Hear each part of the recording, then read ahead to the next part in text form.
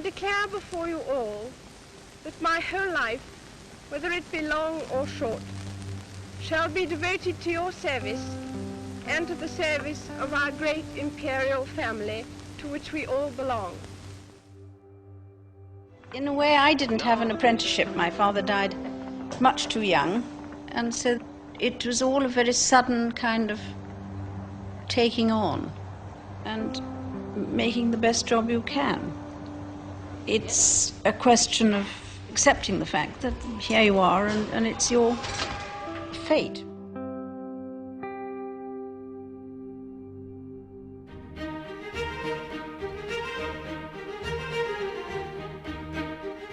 And what a genuinely warm welcome she got everywhere she went. 1,000-mile round-the-world tour to the far-flung domains of the Commonwealth, the first made by a reigning monarch. Germany's warm welcome to Her Majesty and Prince Philip, the first visit by a British monarch for over 50 years. Another royal tour, this time to Ghana. A lightning visit to northern France. Another port of call, another official welcome ahead. On to New Zealand, with a Maori choir singing a welcome. I don't think you can stay in London all the time. You have to visit other parts of the country to either find out what's going on or try and encourage people in different areas, some of which have unemployment, some of which have new factories. And I think the possibility of meeting more people is very important. Set in motion the nationwide celebrations of Her Majesty Queen Elizabeth's Silver Jubilee. 25 eventful and glorious years.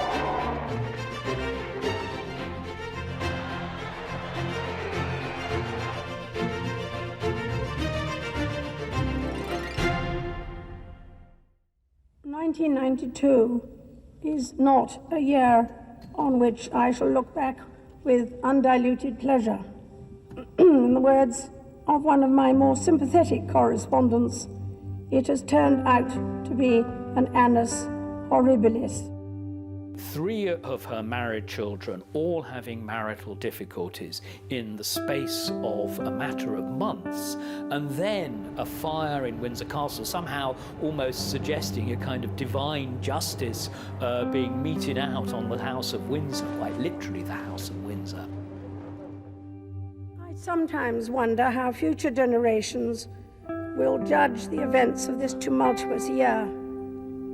There can be no doubt, of course, that criticism is good for people and institutions that are part of public life. No institution, city, monarchy, whatever, should expect to be free from the scrutiny of those who give it their loyalty and support, not to mention those who don't. But we are all part of the same fabric of our national society, and that scrutiny by one part of another can be just as effective if it is made with a touch of gentleness, good humour and understanding. This is BBC Television from London. Diana, Princess of Wales, has died after a car crash in Paris. The French government announced her death just before 5 o'clock this morning. In a statement, Buckingham Palace said, "The Queen and the Prince of Wales are deeply shocked and distressed by this terrible news. Normal programmes have been suspended while we bring you the latest news and reaction." Diana, Princess of Wales, has died. Now we go live to Buckingham Palace for a tribute from Her Majesty, the Queen. What I say to you now, as your Queen and as a grandmother, I say from my heart.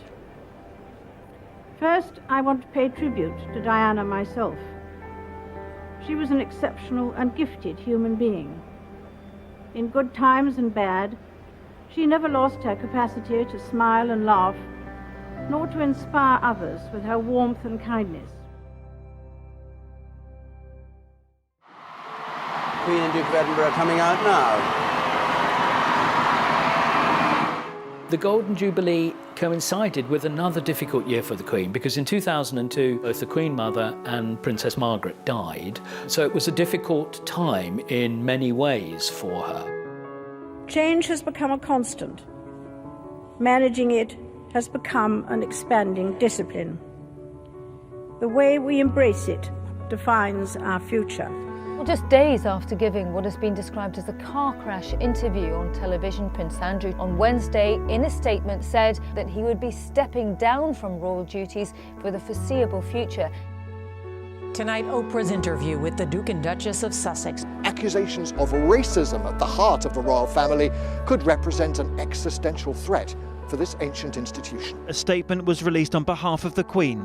The issues raised, particularly that of race, are concerning.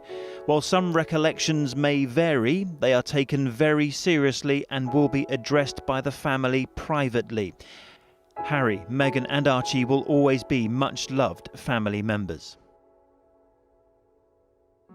The outbreak of coronavirus is now undeniably a global crisis and is now officially a pandemic. While we have faced challenges before, this one is different. This time we join with all nations across the globe in a common endeavour. We will succeed, and that success will belong to every one of us.